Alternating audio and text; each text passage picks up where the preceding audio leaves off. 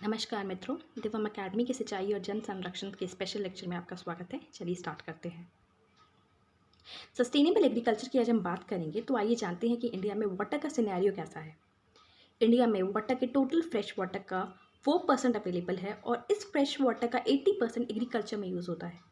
तो इस तरह से हम कह सकते हैं कि इंडिया एक वाटर रिच कंट्री नहीं है और क्लाइमेट चेंज के होने की वजह से वाटर की स्कैसिटी और भी ज़्यादा फील होने वाली है। एग्रीकल्चर की बात करें तो सबसे ज़्यादा वाटर इंटेंसिव क्रॉप्स हैं राइस, व्हीट और शुगर केन। ये तीनों क्रॉप्स अराउंड 90% वाटर यूज़ कर जाती हैं, जिसमें से राइस ग्रो करने के लिए 1 kg राइस को ग्रो करने के लिए अराउंड 3500 लीटर्स ऑफ वाटर की आवश्यकता होती है।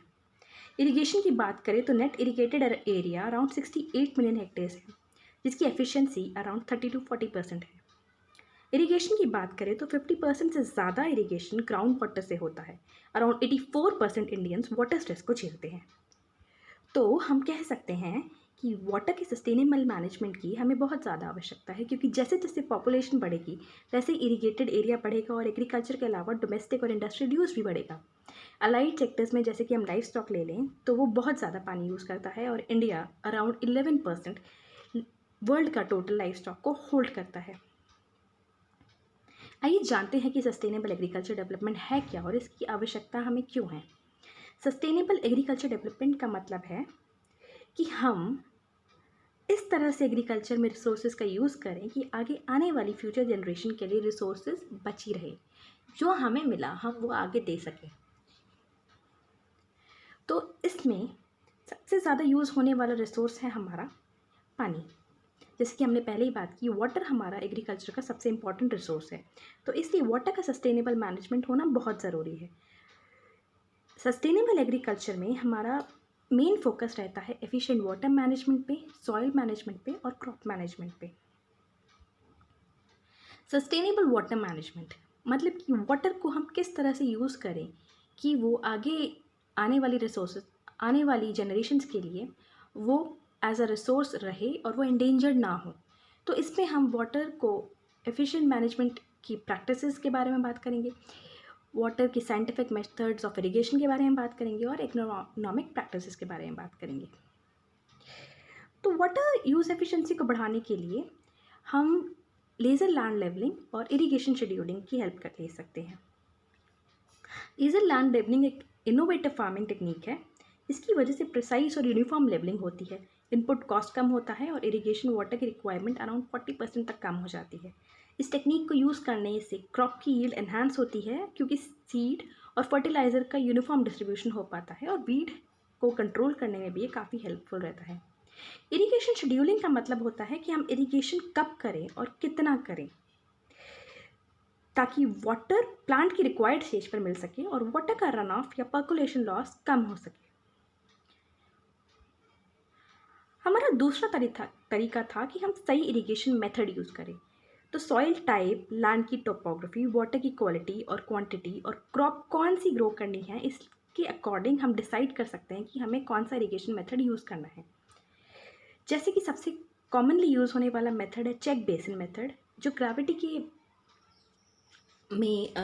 की वजह से पानी का फ्लो होता है, पर वो एक चीप मेथड भी होने के साथ साथ इजी भी है, पर इसमें वाटर का लॉस काफ़ी ज़्यादा होता है। तो इसकी जगह हम raised bed furrow irrigation method use कर सकते हैं, जिसमें around 20 to 30% irrigation water save होता है। सर्ज फ्लो इरिगेशन में वाटर को हम इंटरमिटेंटली अप्लाई करते हैं, जिससे पर्कुलेशन लॉसेस और इरिगेशन एफिशिएंसी बढ़ती है। माइक्रो इरिगेशन की बात करें तो उसमें sprinkler irrigation, drip irrigation, fertigation, सब सरफेस ड्रिप इरिगेशन आता है। माइक्रो इरिगेशन सबसे ज़्यादा एफिशिएंट मेथड है इरिगेशन का और इससे क्रॉप प्रोडक्टिविटी बहुत हद तक इंक्रीज़ हो जाती है। 2006 में गवर्नमेंट ने माइक्रो इरिगेशन के लिए एक सेंट्रली स्पॉन्सर्ड स्कीम स्टार्ट की थी। 2010 में माइक्रो इरिगेशन को प्रमोट करने के लिए उस स्कीम को एनहांस किया गया और उसको रीनेम भी किया गया as national mission on micro irrigation. इसको finally national mission on sustainable agriculture के एम्बिट में लाया गया और 2015 में national mission on micro irrigation को प्रधानमंत्री कृषि सिंचाई योजना के तहत एक स्कीम की तरह लाया गया। अभी माइक्रो इरिगेशन का टोटल पोटेंशियल एरिया बस 13% कवर्ड है, जिसमें स्प्रिंकलर इरिगेशन के लो एनर्जी प्रिसिशन एप्लीकेशन की एफिशिएंसी अराउंड 95% रहती है, जबकि ड्रिप इरिगेशन की वाटर यूज़ एफिशिएंसी 100% तक जाती है। इसके साथ साथ हम फर्टिलाइज़र का एप्लीकेशन भी इरिगेशन वाटर के साथ कर सकते हैं, जिसको फर्टिगेशन बोलते हैं। नेक्स्ट हम चलते हैं एग्रोनॉमिक प्रैक्टिसेस की तरफ, जिसमें प्रॉपर सॉइल मैनेजमेंट के लिए contour tillage, broad bed planting, conservation tillage जैसे कि ज़ीरो टिल या नो टिल या मर्श टिल का यूज़ कर सकते हैं। मैन्योर्स भी यूज़ कर सकते हैं।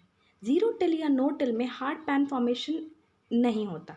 जिस तरह से हम बहुत ज़्यादा टिलेज करते हैं उससे हार्ड पैन फॉर्मेशन हो जाता है, जिसकी वजह से वाटर इनफिल्ट्रेट नहीं हो पाता। तो कंजर्वेशन टेक्निक्स जैसे कि ज़ीरो टिल और नो टिल को यूज़ करते हुए हम हार्ड पैन को प्रिवेंट कर सकते हैं, जिससे वाटर ईजिली इनफिल्ट्रेट होता है।